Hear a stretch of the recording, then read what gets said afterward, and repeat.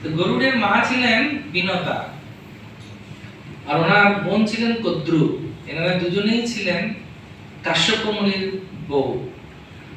তো কদ্রুর ডিম ফেটে অনেক পাখি হয়েছে, কিন্তু বিনতার ফেটে কিছু হয়নি, ডিম ছিল, বড় হয়নি।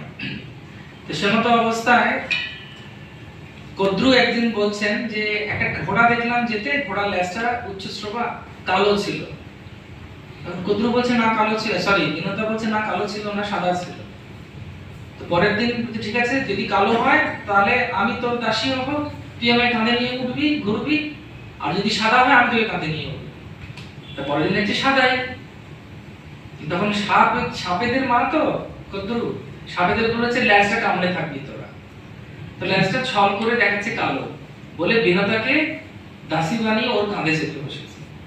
তো কি করা যাবে, তো দাসী হয়ে গেছে। এমন অবস্থায় তিনি যখন দেখছেন বাচ্চারা বড় হচ্ছে না, তিনি জোর করে একটা ডিম ফাটিয়ে দিয়েছেন। তখন থেকে অর্ধসমাপ্ত সন্তান বেরিয়ে এসেছে অরুণ। তরুণ তখন বললেন, যেহেতু তুমি আমাকে অর্ধসমাপ্ত করেছো, সেজন্য তুমি দাসত্ব ভোগ করছো, দাসী হয়ে থাকবে, তবে চিন্তা করো না, আমার ভাই তোমাকে উদ্ধার করবে।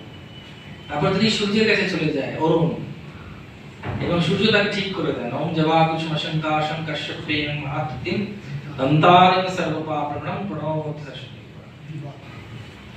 সূর্যনারায়ণ কি জয়। তো সূর্য ঠিক করেন। তারপরে গরুড়